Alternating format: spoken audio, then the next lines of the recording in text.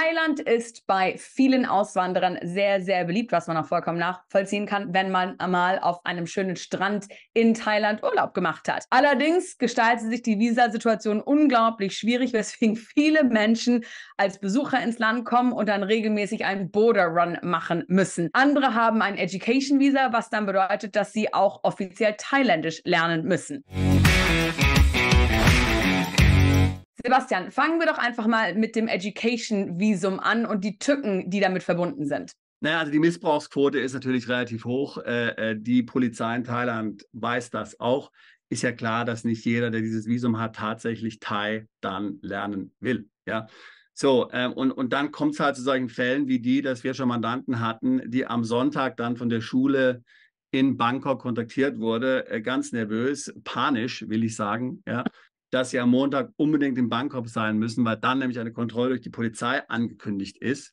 So, und jetzt mach das mal, wenn du dann in Koh Samui bist oder so, 800 Kilometer weit weg, ja, da mal von einem Tag auf den anderen nach Bangkok kommen, ja. Außerdem ist natürlich dann dieses ganze Visum auch kein Multi-Einreisevisum. Also es ist alles nicht sehr ideal. Da kann die Entspannung sehr, sehr schnell verfliegen. Jetzt gibt es aber noch das Elite-Visum. Wie verhält es sich damit? Genau, Elite-Visum ist eigentlich sehr gut. Wir haben etliche Mandanten, die das Elite-Visum haben. Kann man eigentlich nur empfehlen. Damit hat man eben ein langjähriges Aufenthaltsrecht in Thailand. Aber erstens ziemlich teuer, kostet schnell mal 20.000 Euro und ist im Grunde auch nur ein verlängertes Besuchervisum. Ja?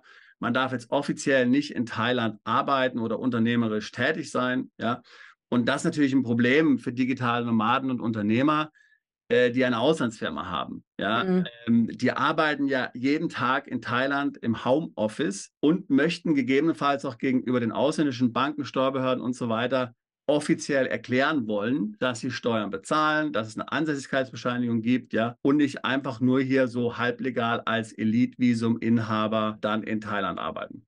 Jetzt scheinen wir aber für genau diese Situation eine ganz tolle Lösung gefunden zu haben. Ja, absolut. Und fand ich total brillant. Ein Mandant hat mich darauf aufmerksam gemacht. Und es passiert eben sehr viel. Ja, bei sehr vielen Beratungsgesprächen, die wir führen, sind nicht nur wir diejenigen, die hier dem Mandanten sehr hilfreiche Informationen hoffentlich weitergeben, sondern also auch oftmals lernen wir natürlich hier von dem Mandanten was und können das dann, wie hier jetzt in diesem Fall, hier auch anderen hier nahebringen. Erzähl uns mal, was er dir erzählt hat.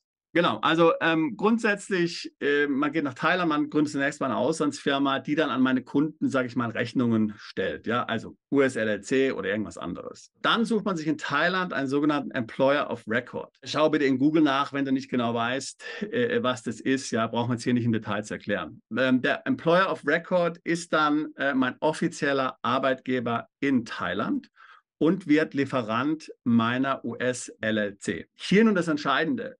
Es gibt in Thailand einige Employer of Records, die als Sponsor für eine Work Permit auftreten. Schau mal in Google nach. Wir können dir da auch niemanden empfehlen, aber schau mal in Google nach. Ist relativ einfach, jemanden zu finden. Ja. So, dann habe ich nicht nur ein offizielles Visum für Thailand, sondern eben auch eine Work Permit und kann damit dann vor Ort in Thailand offiziell arbeiten. Und zwar für meine Auslandsfirma indirekt über diesen Employer of Record. Der Employer of Record zahlt mir dann, sagen wir mal, 2.000 US-Dollar im Monat und stellt die Bruttopersonalkosten plus seine Fees an meine US-LLC in Rechnung. Der Employer of Record führt meine Steuern und Sozialabgaben in Thailand auf dieses Einkommen von 2.000 US-Dollar ab. Ich bekomme eine Ansässigkeitsbescheinigung, die ich dann auch Banken, Behörden, auch in Deutschland vorlegen kann. Und das Allerbeste an Thailand ist ja, Auslandseinnahmen muss ich in Thailand nicht deklarieren. Das heißt, die Gewinne aus der US-LLC sind steuerfrei. Da gibt es ein paar spezielle Regeln für Thailand zu beachten.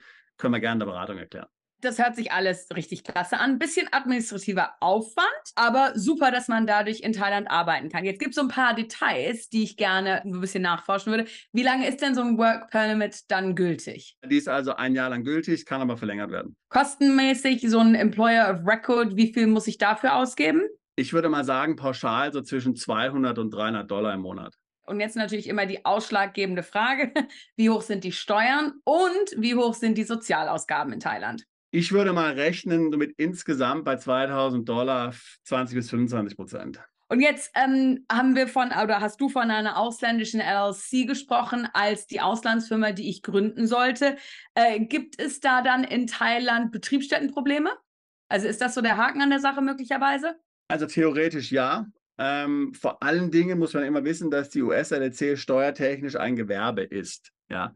Also ich betreibe damit sozusagen dann ein Gewerbe vor Ort in Thailand. Ja? Man muss aber nun dazu 3 Dinge sagen. Also erstens bekomme ich in Thailand für meine Tätigkeit vor Ort in Thailand ein Gehalt und zahle darauf Steuer. Es wird also schwierig, dagegen zu argumentieren. Zweite Sache, aus Erfahrung sage ich, dass diese ganze Sache mit der US-LLC möglicherweise in Thailand als Grauzone betrachtet wird und die Thais lassen es auch gerne als Grauzone. Es gibt ja viele Ausländer, die das machen und Thailand profitiert ja natürlich ganz enorm davon und es ist einfach, es nicht zu regulieren, sagen wir mal so. Aber natürlich, ich sage jedem, wer sich doppelt absichern will, der kann natürlich auch andere Rechtsformen wählen. Die US-LLC hat den Vorteil, sie ist extrem einfach, günstig, verwaltungsarm. Aber man kann natürlich zum Beispiel auch eine Gesellschaft in Malta mit lokalem Direktor etablieren, die dann einfach nach Thailand nur Dividenden ausschüttet. Das ist dann definitiv passiv. Und da habe ich die Betriebsstättenproblematik nicht.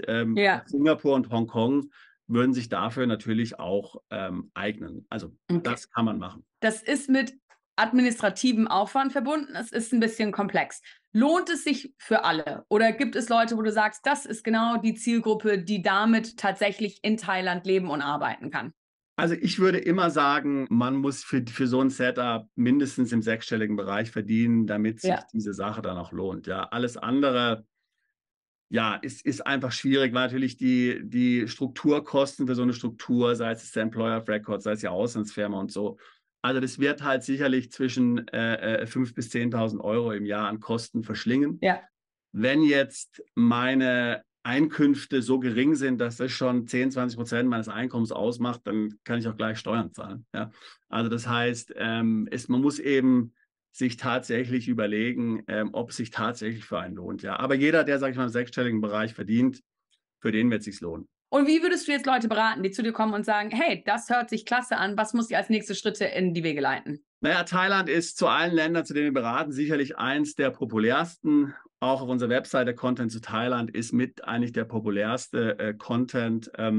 Wir haben also sehr viele Mandanten, die wir rund um das Thema Thailand beraten, die nach Thailand umziehen möchten, die sich nach Lösungen erkundigen wollen, wie sie das legal machen wollen. Nicht nur in Thailand, sondern eben auch konkret in Deutschland. Was muss ich machen bei der Abmeldung, was zu beachten, das ganze Thema Wegzugsteuer und so weiter und so fort. Wir können dich also hier umfassend beraten. Das Beste ist, wenn du einfach ein Beratungsgespräch buchst und wir können danach gerne auch natürlich dich bei dem gesamten Vorhaben in Thailand begleiten. Machen wir mit vielen Mandanten. Wir haben in Thailand ganz hervorragende deutschsprachige Anwälte, die sich dort zu allen Details auskennen, auch Dinge wie Hauskauf und so weiter, die jetzt ja in Thailand doch ein bisschen haarig sein können, weil man dann immer Thailänder noch braucht und so weiter und so fort. Wir stehen dir hier zur Seite. Erster Schritt, Beratungsgespräch buchen und dann können wir gerne dein Vorhaben besprechen. Super, Sebastian. Vielen, vielen Dank für diese ganzen Informationen und vielen Dank auch an den Mandanten, der dich das alles hat wissen lassen. Ja, wir danken.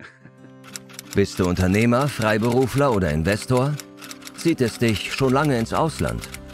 Mach heute den ersten konkreten Schritt in eine Zukunft mit mehr Geld und mehr Freiheit. Buche ein Beratungsgespräch mit Sebastian und seinen Kollegen. Unsere Kanzlei unterstützt Mandanten wie dich dabei, deine Steuerlast legal zu reduzieren, Vermögen aufzubauen und zu schützen und deine persönliche Freiheit zu maximieren. Profitiere jetzt von unserem Fachwissen und unserem Netzwerk. Gehe zu mandatierung.com und werde Mandant unserer Kanzlei.